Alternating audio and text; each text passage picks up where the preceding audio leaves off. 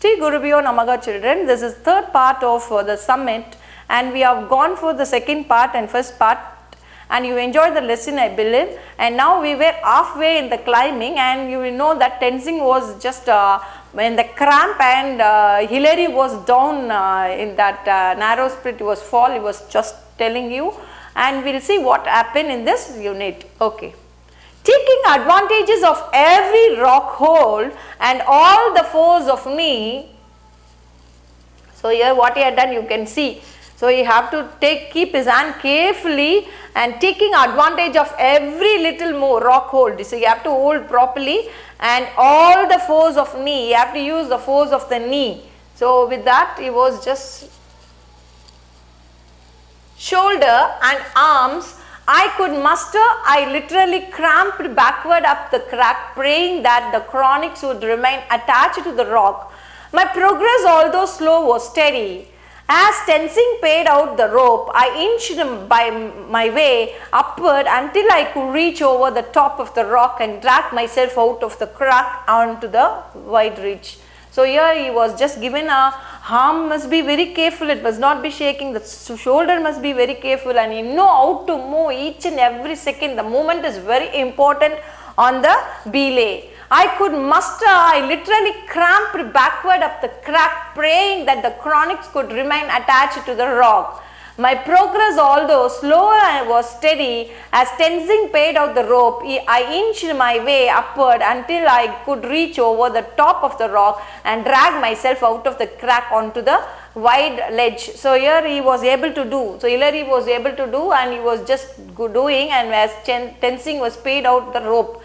And I inched my way upward until I could reach over the top of the rock and drag myself out of the crack onto the wide ledge. So it was having a wide ledge and through that he had just climbed and he got up. Okay. For a few moments I lay regaining my breath and for the first time really felt the fierce determination that nothing now could stop us reaching the top. I took a firm stance on the ledge and signaled to Tenzing to come on up. As I heaved hard on the rope, Tenzing wriggled his way up the crack and finally collapsed to the top like a giant fish when it has just been hauled from the sea after a terrible struggle. So you know that Hilary was able to climb up Tenzing was very cleverly, clearly, just without anything, he was sending the rope and he was able to climb up and he was praying that Tenzing was now have to climb up and he was helping with the rope, and when the headman was just leaving Hilary was leaving the rope and just calling him to come up, and it was not it was a problem there, and he was praying to God that nothing must happen and they must be climb up very easily. That was his prayer, but it was not like that. Tenzing wriggled his way up the crack and finally collapsed at the top like a giant fish. So when he was collapsed, you know, wriggled means when one movement is happened, if you see in a pendulum it will be just moving up and down. So like that one wriggle made him to move here and there. At last way up the crack and finally collapsed so the whole thing was collapsed, and at the top like a giant fish, it was like a giant fish when it has just been hauled from the sea after a terrible struggle. When he was climbing after a lot of struggles, he climbed up and he found that it was looking like a giant fish. So here simple slight mistake of rope just making a shake, there was a lot of wriggle, and because of that wriggle the whole thing had been stopped. The ridge continued as before, giant chronics on the right, steep rock sloped on the left. The ridge curved away to the right and we have no idea where the top was. As I cut around the back of one hump, another higher, one would swing into wave. Time was passing and the ridge seemed never ending. So the ridge continued as before, it was just continuing as before. Giant chronics on the right, so they were just looking at on the right, and the steep rock sloped on the left. Where the steep rock sloped on the left side of the steep rock slope, they found at the right giant chronics. The ridge curved away to the right, and we have an idea where the top was. They were finding where the top was. As I cut around the back of one hump, another higher, one would swing into view. Time was passing and the ridge seemed never ending. So they were looking at each side, they were finding each one is bigger and higher, and they don't know to go to which hump to go. So the hump was all, as I cut around the back of one hump, there was another like that. There were a lot of humps there, and they were not able to go which chronics to go, and they had a little confusion there. And let us see what they were doing. Our original gist had now quite gone, and it was turning more into a grim struggle. So our original gist had now quite gone. So they had just means they had an enthusiastic feeling, and it was just gone. And it was turning more into a grim struggle. It was so struggle for them, and it was a very tough time for them. I then realized that the ridge ahead, instead of rising, now dropped sharply away. I looked upwards to see a narrow snow ridge running up to the snowy summit, a few more whacks of the ice axe in the firm snow, and we stood on top. So here he found another thing, and I looked upward to see a narrow snow ridge running up to the snowy summit, a few more whacks of the ice axe in the firm snow, and we stood on top. So they made some more ice axe things, just making with the wax, and they moved and moved, and they stood on a top. My first feeling were of relief that there were no more steps to cut, no more ridges to traverse, and no more humps to tantalize us with hopes of success. I looked at Tenzing in spite of the bulwark helmet, goggle and oxygen mask, all encrusted with long eyesalts that concealed his face. There was no discussing him grin of delight as he looked all round him. We shook hands, and then Tenzing threw his arm around my shoulder, and we thumped each other on the back until we were almost breathless. It was 11:30 a.m. The ridge had taken us 2.5 hours, but it seemed like a lifetime. So at last they find a chronicles. My first feeling were of relief. He felt relief and relief that there were no more steps to cut. There were no more steps to cut, and the ridges to traverse. There is no ridges to traverse. Traverse means travel or go further, and no more humps to tantalize. There is no hump saying that it is higher than that. So to tantalize us with hopes of success. I looked at Tenzing in spite of bulk helmet. He was wearing a helmet and goggle and oxygen mask, all encrusted with long eyesalts that concealed his face. So everything was covered with, he was with the helmet and with the goggles, and oxygen mask was there, and all encrusted with the long eyesalts that concealed his face. There was a very good clear thing in his happiness had been seen in that face even after covering this all. There was no discussing his grin of delight. There is no words to discuss there the happiness, grin of delight as he looked all around him. So he looked all around him. We shook hands. So they were very happy that they reached the highest summit. They shook hands, and then Tenzing threw his arm around by the shoulders, and we thumped each other on the back until we were almost breathless. It was 11:30. So previously we found at 9:30 a.m. and 2 hours with a hard struggle they reached the place, and the time was then 11:30 a.m. The ridge had taken us 2.5 hours. So it took 2.5 hours, but it seemed like a lifetime. So 2.5 hours they struggled and they reached, but it looks for them that hard and toughest and dangerous walk they had there made them think it was a lifetime. To the east was our giant neighbor Makalo. So on the east of them were neighbor Makalo. That was another thing, mountain. It was called Makalo. Unexplored means Everest they are gone, but that Makalo they have not climbed the mountain. So nobody climbed, and it is unexplored and unclimbed. So they would have got an idea that next time they have to go there. Far away across the clouds, the great bulk of Kanchenjunga loomed on the horizon. So they found the neighbor Makalo, and on the other side great bulk of Kanchenjunga was there. To the west we could see the great unexplored ranges of Nepal stretching off into the distance.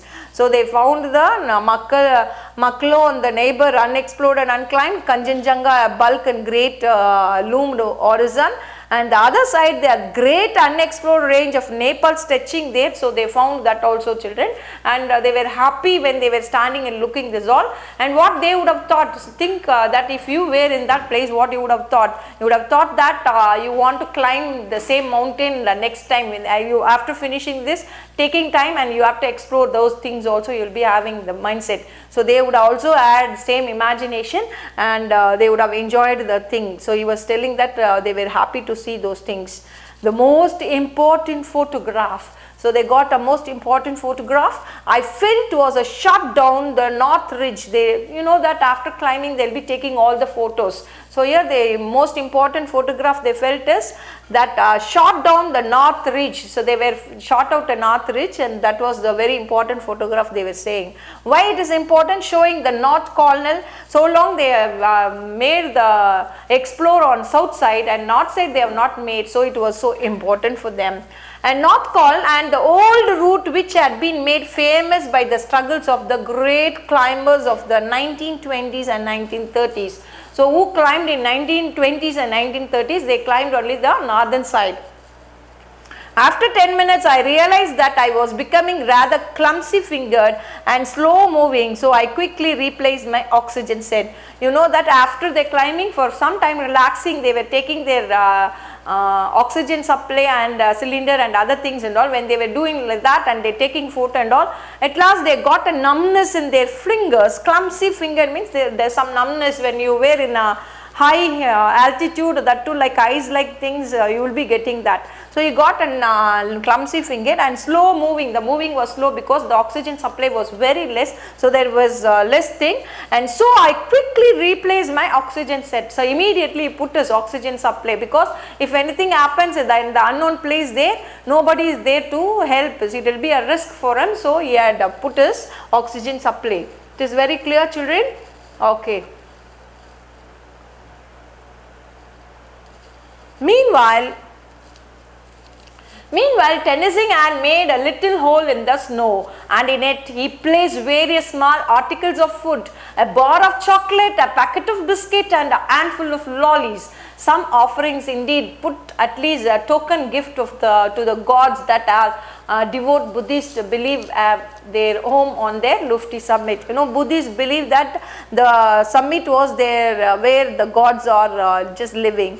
And to make it true, what he had done, Tenzing took all the chocolates, food, a bar of chocolate, a packet of biscuits, and a handful of lollies. He made a small dig there, and he just put all these things, and he covered small offerings, indeed put at least a token gift of the god that all devout Buddhists believe have their home on this Lufti summit.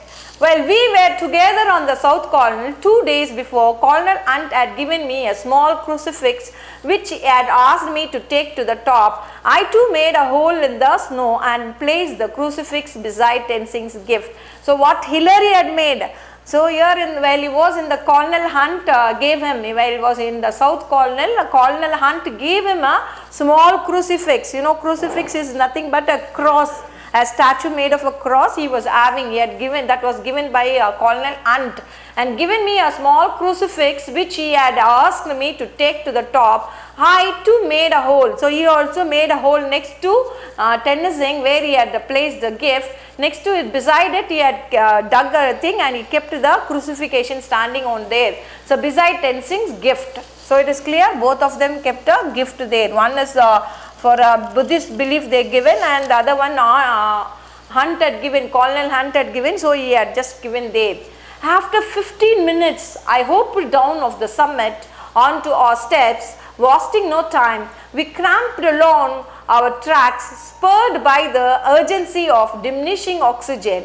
We scrambled cautiously over the rock terrace, moved one at a time over shaky snow sections, and finally cramped up our steps and back onto the south peak. So what I had done, after 15 minutes I moved down off the summit. So 15 minutes they were waiting there. After that they moved off the summit onto our steps. They were just coming down, and wasting no time we cramped along our tracks, spurred by the urgency of the diminishing oxygen. We scrambled cautiously over the rock terrace, moved one at a time over shaky snow sections, and finally cramped up our steps and back onto the south peak. So we scrambled cautiously. So now what happened, they scrambled.